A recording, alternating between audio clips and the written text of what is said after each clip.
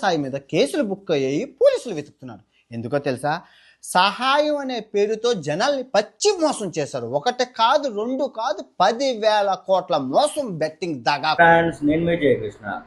మొన్న అన్వేషణ చేసిన బెట్టింగ్ యాప్స్ మీద ఫైట్ చేసిన వీడియోస్కి అయితే నేనైతే కొద్దిగా సపోర్ట్ చేస్తూ మాట్లాడాను. దానివల్ల కొన్ని కామెంట్లు అయితే చాలా నీచంగా అయితే వస్తున్నాయి అనమాట.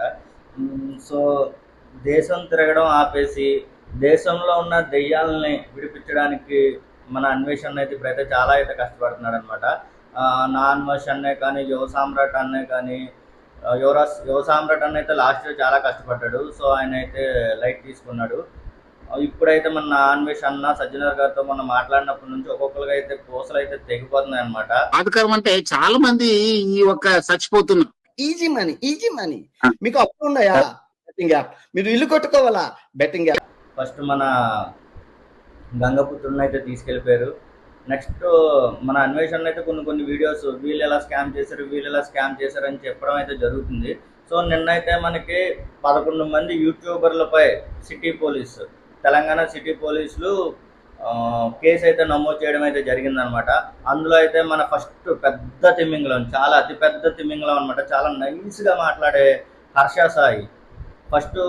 సాయి దెయ్యం వీడియోలు, గోస్ట్ హంట్ వీడియోలు చేసుకునేవాడు కరోనా టైంలో ముందు అనుకుంటా. దాని తర్వాత సడన్గా డబ్బులు పంచడం, అలాగే ఒక బార్బర్కి షాపు కట్టించడం, ఆ తర్వాత అలా పెట్రోల్ బంక్ వీడియో అయితే బాగా హల్చల్ అయింది. పెట్రోల్ బంక్ వీడియోలో కూడా పర్రీ మ్యాచ్ అడ్వర్టైజ్మెంట్ అయితే ఉంటుంది. అందులో పర్రీ మ్యాచ్ సర్కిల్ని తిప్పి ఒక అడ్వర్టైజ్మెంట్ అయితే హర్ష సాయి అయితే పెట్టాడు. సో హర్ష సాయి అయితే చెప్పడం ఏంటంటే, నేను కనుక ప్రమోషన్ చెయ్యకపోతే వేరే వాళ్ళు తీసుకొని ప్రమోషన్ చేస్తారు. సో ఎలాగో ప్రమోషన్ జరుగుద్ది కాబట్టి నేనైతే ప్రమోషన్ చేస్తున్నాను, అందులో అయితే తప్పు అయితే లేదు అని చెప్పి హర్ష సాయి గారు అయితే చెప్పడం అయితే జరిగింది. హర్ష సాయి గారు నిన్న కూడా ఒక వీడియో అయితే వదిలారనమాట.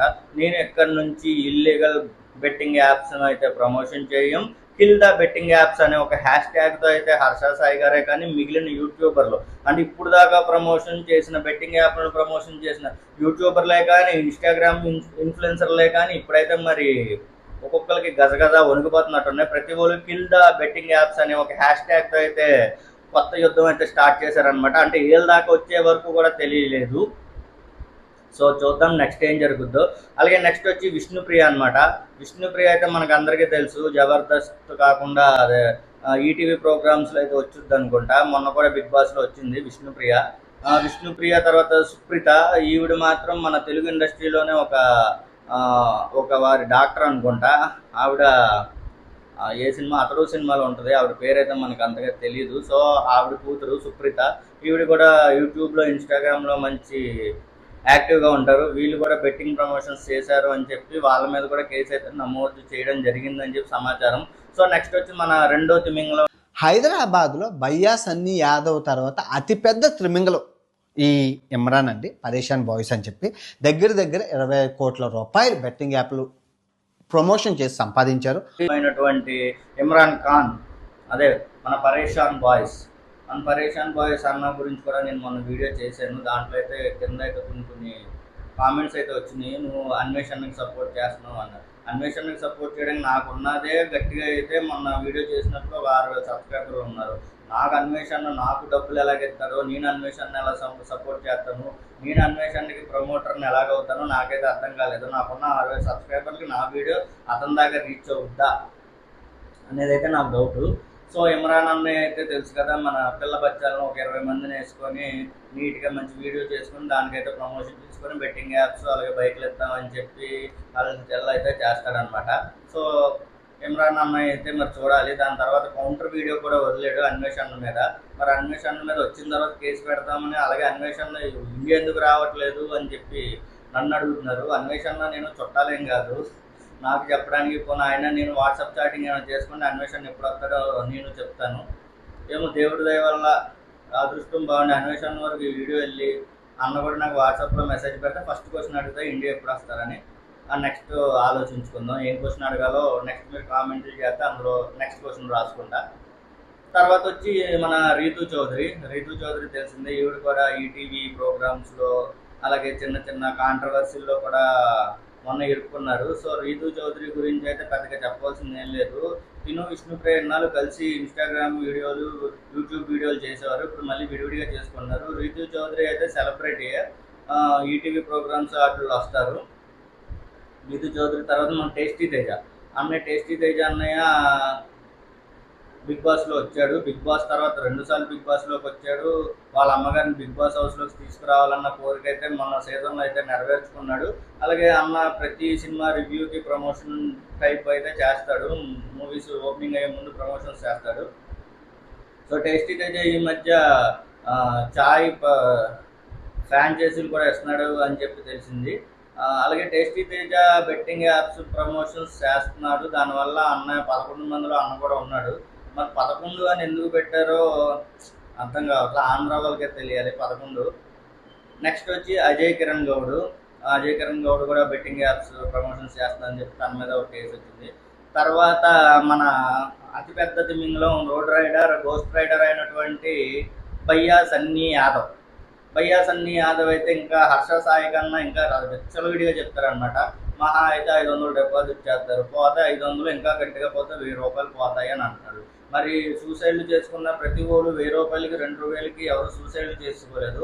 లక్షలు బెట్టింగ్ యాప్ల్లో ఆడి పోగొట్టుకున్న వాళ్ళే. మీరు అంటారు మేము ప్రమోషన్ చేస్తున్నాం, మీరు ఎందుకు ఆడతారు అని అంటారు. సపోజు ఒక యాడ్ ఉంది, ఈ క్లినిక్ ప్లస్ షాంపూనో ఏదో తీసుకోండి. క్లినిక్ ప్లస్ షాంపూ అనేది టీవీలో అడ్వర్టైజ్మెంట్ రాకపోతే ఎవరికి రాదు, ఎవరు వాడరు కూడా. సపోజ్ ఎలా ఉండదంటే హీరోయిన్ వచ్చి నేను క్లినిక్ ప్లస్ షాంపూ వాడుతున్నాను, నా జుట్టు ఇంత పొడుకుందనగానే ఆడవాళ్ళందరూ ఇంత అది ఫేక్ అని తెలుసు, రాదని తెలుసు, కానీ మనకి నచ్చిన హీరోయిన్ చేసింది సో మనం వాడాలి అన్న ఒక ఇదిలో అయితే ఉండిపోయారు అనమాట. సో దాని ద్వారా మీరైతే ప్రమోషన్స్ చేయడం అయితే తప్పు కాదు, కానీ వాడేవాళ్ళు మాత్రం తప్పు అన్నట్టయితే మాట్లాడుతున్నారు. వచ్చి సుధీర్ రాజుల వై అనమాట. ఇతడు యూట్యూబర్ అండ్ ఇన్స్టాగ్రామ్ ఇన్ఫ్లుయెన్సరు. వీళ్ళకి ఒక్కొక్కరికి మనిషికి వచ్చి కనీసం తక్కువ 10 లక్షల సబ్స్క్రైబర్లు అయితే అందరికీ ఉంటారు. మొత్తం టోటల్గా ఒక మనిషికి వేసుకున్నా మరి ఒక్కొక్క మనిషి 10 లక్షల్లో ఒక 1000 మంది ఆడి 1000 మందిలో ఒక్కరు చచ్చిపోయినా సరే మరి వీళ్ళు యాడ్ చేయడం వల్లే వీళ్ళకైతే అదైతే ఏం పట్టట్లేదు. మేము యాడ్ చేస్తున్నాం, మాకు ప్రమోషన్స్ చేస్తున్నాం, మాకు డబ్బులు వస్తున్నాయి అన్న దాంట్లోనే ఉన్నారు. అన్నిటికన్నా అన్వేష్ అన్న అయితే నిన్నైతే మన పల్లవి ప్రశాంత్ గురించి కూడా చెప్పడం అయితే జరిగింది. పల్లవి ప్రశాంత్ కూడా బెట్టింగ్ ప్రమోషన్స్ గట్టిగా జోరుగా చేసి డబ్బులు సంపాదించాడని చెప్పి. సో చూద్దాం ఎవరెవరు ఎలా వెళ్తారో, ఎటు నుంచి ఎన్ని రోజులు వెళ్ళి లోపల నుండి బయటకు వస్తారో అనేది చూడాలి. అంటే గవర్నమెంట్ మోడీ గారు కూడా ఇన్ఫ్లుయెన్సర్లు ఎవరు బెట్టింగ్ ప్రమోషన్స్ కానీ ఏది చెయ్యొద్దని చెప్పి ఆల్రెడీ ఆయన ఎప్పుడో సర్కిల్ అయితే ఒకటి అయితే రిలీజ్ చేశారు, కానీ వీళ్ళెవరో దాన్ని పట్టించుకోలేదు.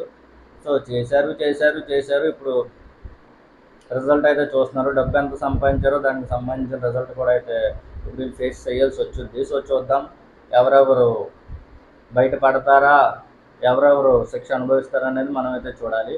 సో నా అన్వేషణకి అయితే హ్యాట్స్ ఆఫ్.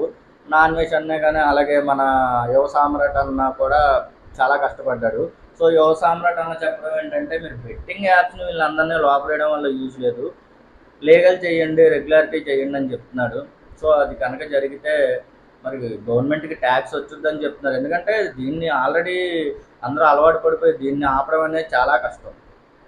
ఎలాగంటే బయట కాల్ మనీ అనేది ఎలా జనాల్లోకి వెళ్ళిపోయిందో 10 రూపాయలు ఒకటి 20 రూపాయలు ఒకటి అలా అవసరాలు తీసుకుంటున్నారు. అలాగే ఇది కూడా అంతే. మీకు ఇల్లు కట్టుకోవాలా బెట్టింగ్ ఆడండి, బైక్ కొనుక్కోవాలా బెట్టింగ్ ఆడండి అనే బ్రెయిన్ వాష్ చేస్తారు జనాలకి. సో దీన్ని యువ సామ్రాట్ అని చెప్పినట్టు కంట్రోల్ చేయడం కన్నా ట్యాక్స్లు గట్టిగా, ఇప్పుడు బిట్కాయిన్ మీద 36% ట్యాక్స్ ఎలా పెట్టారో ఇలాగే ఈ బెట్టింగ్ యాప్స్లో కూడా 50% ట్యాక్స్ పెట్టేస్తే ఇంకా ఎప్పుడు కూడా ఆడడం ఎలాగో పుట్టిన 50% ట్యాక్స్ కట్టాలి, లాస్ అయితే క్యారీ ఫార్వర్డ్ అవ్వకుండా ఉంటుంది అని చెప్పి చేస్తే మంచిదని నేను అనుకుంటున్నాను.